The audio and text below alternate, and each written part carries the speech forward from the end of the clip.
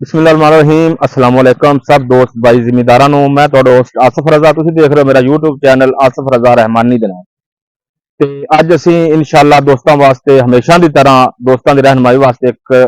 ਸਬਜ਼ੀ ਦੇ ਟੌਪਿਕ ਤੇ ਵੀਡੀਓ ਲੈ ਕੇ ਹਾਜ਼ਰ ਹੋਏ ਹਾਂ ਤੇ ਸਬਜ਼ੀ ਤੁਸੀਂ ਦੇਖ ਹੀ ਰਹੇ ਹੋ ਅਸੀਂ ਕੱਦੂ ਤੇ ਵੀਡੀਓ ਲੈ ਕੇ ਹਾਜ਼ਰ ਹੋਏ ਹਾਂ ਵੀ ਕੱਦੂ ਤੇ ਇਸ ਟਾਈਮ ਜੋ ਸਟੇਜ ਚੱਲ ਰਹੀ ਹੈ ਅਗਸਤ ਦਾ ਮਹੀਨਾ ਸ਼ੁਰੂਆਤ ਹੈ ਤੇ ਜਿਹੜੀ ਸਟੇਜ ਚੱਲ ਰਹੀ ਹੈ ਇਸ ਸਟੇਜ ਤੇ ਕੱਦੂ ਤੇ ਬਹੁਤ ਹੀ ਖਤਰਨਾਕ ਅਸੀਂ ਕੱਦੂ ਤੇ ਗੱਲ ਕਰ ਰਹੇ ਹਾਂ ਵੀ ਕੱਦੂ ਦਾ ਇਸ ਸਟੇਜ ਤੇ ਜਿਹੜਾ ਫਲ ਹੈ ਬਹੁਤ ਡੈਮੇਜ ਹੋ ਰਿਹਾ ਬਹੁਤ ਖਰਾਬ ਹੋ ਰਿਹਾ ਜਿਹੜਾ ਫੁੱਲ ਲੱਗਦਾ ਜਾਂ ਫਲ ਛੋਟਾ ਜਿਹਾ ਹੋ ਕੇ ਉਹ ਖਰਾਬ ਹੋ ਜਾਂਦਾ ਹੈ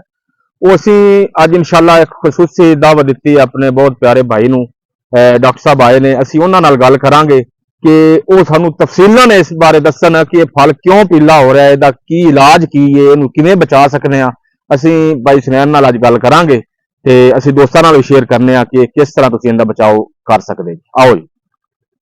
ਅਸੀਂ ਮੁਲਾਕਾਤ ਕਰਾਣੇ ਅਸੀਂ ਡਾਕਟਰ ਸਾਹਿਬ ਨਾਲ ਨਾਜ਼ਰੀਨ ਦੀ अस्सलाम वालेकुम जनाब सर ਤੁਸੀਂ ਸਾਡੇ ਨਾਜ਼ਰੀਨ ਨੂੰ ਦੱਸੋ ਕਿ ਇਹ ਫਲ ਕਿਉਂ ਡੈਮੇਜ ਹੋ ਰਿਹਾ ਹੈ ਕਿਉਂ ਨਹੀਂ ਝਾੜ ਇੰਨਾ ਝੜ ਰਿਹਾ ਹੈ ਕੱਦੂ ਦਾ ਫਸਲ ਇਸ ਦੇ ਬਾਰੇ ਤਫਸੀਲਨ ਸਾਨੂੰ ਥੋੜਾ ਜਿਹਾ ਗੁਫ਼ਤਗੂ ਕਰਕੇ ਦੱਸਣੀ नाजरीन अस्सलाम वालेकुम रहमतुल्लाह नाजरीन मेरा नाम हसनैन जट एक नेशनल कंपनी एग्रीकाम इंटरनेशनल ਦੇ ਵਿੱਚ ਐਜ਼ ਏ ਰੀਜਨਲ ਮੈਨੇਜਰ ਮੈਂ ਆਪਣੀ ਖਿਦਮਤ ਸਰ ਅੰਜਾਮ ਦੇ ਰਹੇ ਹਾਂ ਔਰ ਸਾਡਾ ਕੰਮ ਫੀਲਡ ਦੇ ਰਿਲੇਟਡ ਹੁੰਦਾ ਹੈ ਚੁੱਕੇ ਅਸੀਂ ਜਿਹੜੇ ਪਿੰਡ ਦੇ ਵਿੱਚ ਅੱਜ ਮੌਜੂਦ ਆ ਇਹ ਬੜਾ ਪ੍ਰੋਗਰੈਸਿਵ گاؤں ਹੈ ਇਸ گاؤں ਦੇ ਵਿੱਚ ਲੋਕ ਖਰਬੂਜ਼ਾ ਕਾਸ਼ਤ ਕਰਦੇ ਨੇ ਗਾਜਰ ਕਾਸ਼ਤ ਕਰਦੇ ਨੇ ਔਰ ਨਈ ਕ੍ਰੌਪਸ ਦੇ ਉੱਪਰ ਆਪਣੇ ਤਜਰਬਾਤ ਕਰਦੇ ਨੇ ਬਟ ਇਹ ਸਾਡੇ ਦੋਸਤ ਨੇ ਉਹਨਾਂ ਨੇ ਲਗਾਇਆ ਸੀ ਕੱਦੂ ਦੀ ਕ੍ਰੌਪ ਹੈ ਦੇ ਵਿੱਚ ਇਸ ਟਾਈਮ ਜਦੋਂ ਅੱਜ ਤੋਂ ਕੋਈ ਮਹੀਨਾ ਪਹਿਲੇ ਬਾਰਿਸ਼ਾਂ ਸ਼ੁਰੂ ਹੋਈਆਂ ਨੇ ਜੁਲਾਈ ਦੇ ਵਿੱਚ ਤੇ ਕੱਦੂ ਦੇ ਉੱਪਰ ਜਿਹੜਾ ਸਭ ਤੋਂ ਪਹਿਲਾ ਪ੍ਰੋਬਲਮ ਆਇਆ ਮੈਂ ਦੋਸਤਾਂ ਨੂੰ ਉਹ ਦੱਸਦਾ ਚੱਲਾਂ ਕਿ ਬਰਸਾਤ ਦੇ ਵਿੱਚ ਆ ਕੇ ਕੱਦੂ ਦੇ ਉੱਪਰ ਜਿਹੜਾ ਪ੍ਰੋਬਲਮ ਬਣਿਆ ਹੋਇਆ ਸੀ ਕਿ ਕੱਦੂ ਦੀ ਗਰੋਥ ਜਿਹੜੀ ਹੈ ਉਹ ਜ਼ਿਆਦਾ ਹੋ ਗਈ ਤੁਸੀਂ ਦੋਸਤ ਦੇਖ ਸਕਦੇ ਹੋ ਕਿ ਇੱਕ ਟਿਲਰ ਤੋਂ ਦੂਸਰੇ ਟਿਲਰ ਦਾ ਜਿਹੜਾ ਫਾਸਲਾ ਹੈ ਉਹ ਜਿਹੜਾ ਹੈ ਰੂਟੀਨ ਤੋਂ ਜ਼ਿਆਦਾ ਹੈ ਜਾਂ ਮਤਵਾਜ਼ਨ ਨਹੀਂ ਹੈ ਜਿੰਨਾ ਹੋਣਾ ਚਾਹੀਦਾ ਉਸ ਤੋਂ ਕਿਤੇ ਜ਼ਿਆਦਾ ਹੈ ਔਰ ਇਹ ਟੈਨ ਤੁਹਾਡੇ ਸਾਹਮਣੇ ਇਸ ਗੱਲ ਨੂੰ ਸ਼ੋ ਕਰ ਰਹੀ ਹੈ ਕਿ ਕੱਦੂ ਨੇ ਆਪਣੀ ਗਰੋਥ ਜ਼ਿਆਦਾ ਕੀਤੀ ਹੈ ਦੋਸਤੋ ਜਦੋਂ ਵੀ ਇੱਕ ਗੱਲ ਨੂੰ ਹਮੇਸ਼ਾ ਜ਼ੇਨ ਨਸ਼ੀਨ ਕਰ ਲਓ ਕਿ ਜਦੋਂ ਵੀ ਕੋਈ ਫਸਲ ਕੋਈ ਸਬਜ਼ੀ ਬਿਲਖਸੂਸ ਕ੍ਰੌਪ ਐਸੀ ਜਿਹਦੀ ਅਸੀਂ ਬਾਰ-ਬਾਰ ਪਿਕਿੰਗ ਲੈਣੀ ਹੁੰਦੀ ਜਿਹਦੇ ਵਿੱਚ ਵੈਜੀਟੇਬਲਸ ਸਾਰੇ ਫਹਿਰਿਸਤ ਆਉਂਦੀਆਂ ਨੇ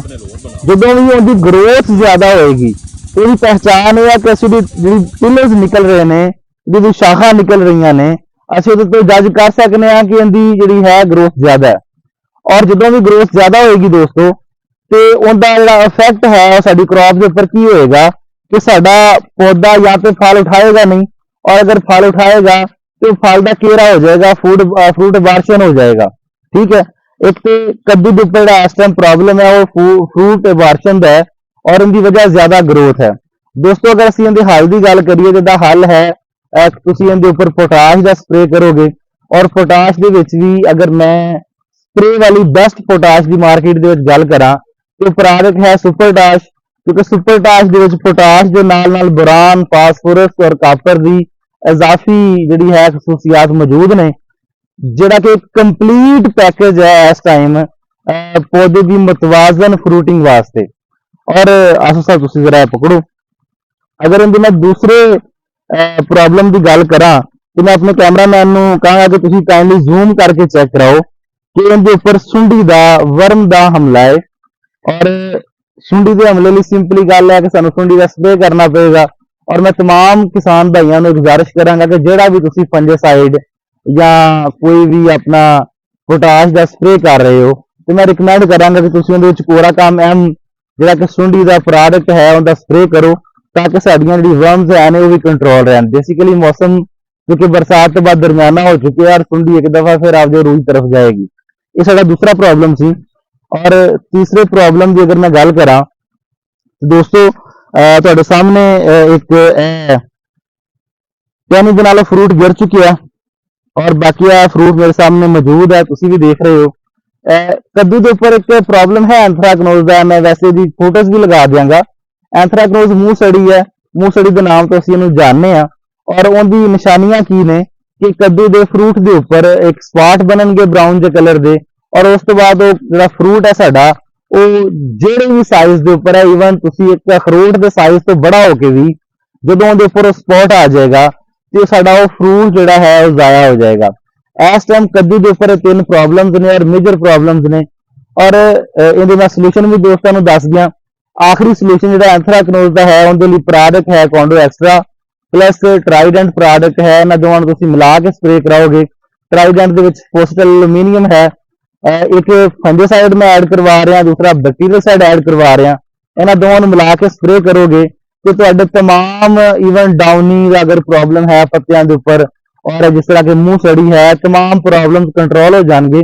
ਐਸੇ ਪਲਾਂਟ ਜਿਨ੍ਹਾਂ ਦੇ ਉੱਪਰ ਮੂੰਹ ਸੜੀ ਦਾ ਜ਼ਿਆਦਾ ਹਮਲਾ ਹੈ, ਹਮੇਸ਼ਾ ਦੋਸਤੋ ਬਿਮਾਰੀ ਆਉਣ ਤੋਂ ਬਾਅਦ ਜਦੋਂ ਅਸੀਂ ਫੰਜੀਸਾਈਡ ਜਾਂ ਬੈਕਟੀਰੀਆਸਾਈਡ ਪ੍ਰੋਡਕਟ ਦਾ ਸਪਰੇਅ ਕਰਨੇ ਆ ਤੇ ਦੋਸਤ तमाम ਬਖੂਬੀ ਜਾਣਦੇ ਨੇ ਕਿ ਉਹਦਾ ਸਾਨੂੰ ਰਿਪੀਟ ਸਪਰੇਅ ਕਰਨਾ ਪੈਂਦਾ ਹੈ। ਔਰ ਇੱਕ ਤੁਸੀਂ ਫੰਜੀਸਾਈਡ ਪਲੱਸ ਬੈਕਟੀਰੀਆਸਾਈਡ ਦਾ ਸਪਰੇਅ ਹੈ ਉਹ ਆਫਟਰ 4 ਡੇਜ਼ ਰਿਪੀਟ ਕਰੋਗੇ, ਫਿਰ ਜਾ ਕੇ ਤੁਸੀਂ ਆਪਣੀ ਇਸ ਬਿਮਾਰੀ ਨੂੰ ਕੰਟਰੋਲ ਕਰ ਸਕਦੇ ਹੋ।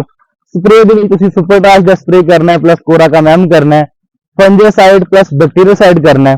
ਇਹ ਦੋ ਚੀਜ਼ਾਂ ਨੇ ਜਿਹੜੀਆਂ ਸਪਰੇਅ ਦੇ ਵਿੱਚ ਤੁਸੀਂ ਆਪਦੇ ਮਾਮਲਾਤ ਨੂੰ ਹੱਲ ਕਰਨਾ ਹੈ। ਔਰ ਬਾਕੀ ਮੈਂ ਆਸੂ ਸਾਹਿਬ ਇੱਕ ਜਿਹੜੀ ਆਖਰੀ ਮੇਰਾ ਟੌਪਿਕ ਹੈ ਉਹ ਹੈ ਕਿ ਜਿਹੜੀ ਜੀ ਦੋਸਤੋ ਸਾਡੇ ਨਾਲ ਸਾਨੂੰ ਜੁਆਇਨ ਕੀਤਾ ਆਸਮ ਸਾਹਿਬ ਨੇ ਜਿਨ੍ਹਾਂ ਦੇ ਫਾਰਮ ਨੇ, ਜਿਹੜੇ ਫਾਰਮ ਦੇ ਓਨਰ ਨੇ। ਤੇ ਦੋਸਤੋ ਸਾਡੀ ਗੱਲ ਇੱਥੇ ਤੱਕ ਪਹੁੰਚੀ ਸੀ ਕਿ ਅਸੀਂ ਬਿਮਾਰੀਆਂ ਨੂੰ ਡਿਸਕਸ ਕਰ ਲਿਆ, ਇਨਸੈਕਟ ਨੂੰ ਡਿਸਕਸ ਕਰ ਲਿਆ। ਜਿਹੜਾ ਮੇਨ ਮੁੱਦਾ ਜਾਂ ਮੇਨ ਜਿਹੜਾ ਐਕਚੁਅਲ ਸਾਡੀ ਫੀਲਡ ਦੇ ਵਿੱਚ ਗੈਪ ਹੈ ਉਹ ਇਹ ਹੈ ਕਿ ਜਿਤਨੀ ਵੀ ਕਕਰਬਰਡਸ ਔਰ ਵੈਜੀਟੇਬਲਸ ਮੌਜੂਦ ਹੁੰਦੀਆਂ ਨੇ, ਈਵਨ ਕਾਟਨ ਦੀ ਕ੍ਰੌਪ ਵੀ ਇਸੇ ਸੈਂਸ ਦੇ ਵਿੱਚ ਆਉਂਦੀ ਹੈ ਕਿਉਂਕਿ ਅਸੀਂ ਇਹਨਾਂ ਕ੍ਰੌਪਸ ਦੀ ਬਾਰ-ਬਾਰ ਪਿਕਿੰਗ ਲੈ ਰਹੇ ਹੁੰਦੇ ਆ। ਦੋਸਤੋ ਹਰ ਉਹ ਫਸਲ ਜਿੰਦੀ ਅਸੀਂ ਚੁਨਾਈ ਬਾਰ-ਬਾਰ ਲੈਣੀ ਹੈ। तमाम ਦੋਸਤ ਜਾਣਦੇ ਨੇ ਕਿ ਪੈਦਾਵਾਰ ਦਾ ਜ਼ਾਮਨ ਫਾਸਫੋਰਸ ਔਰ ਪੋਟਾਸ਼ ਹੁੰਦਾ ਹੈ ਔਰ ਅਸੀਂ ਅਮੂਮਨ ਫਾਸਫੋਰਸ ਔਰ ਪੋਟਾਸ਼ ਦੋ ਐਸੀਆਂ ਖਾਦਾਂ ਨੇ ਜਿਹੜੀਆਂ ਅਸੀਂ ਕਿ ਵਨ ਗੋ ਕ੍ਰੌਪ ਦੀ ਤਰ੍ਹਾਂ, ਪੱਕੀਆਂ ਫਸਲਾਂ ਦੀ ਤਰ੍ਹਾਂ, ਮੂੰਜੀ ਗੰਦਮ ਦੀ ਤਰ੍ਹਾਂ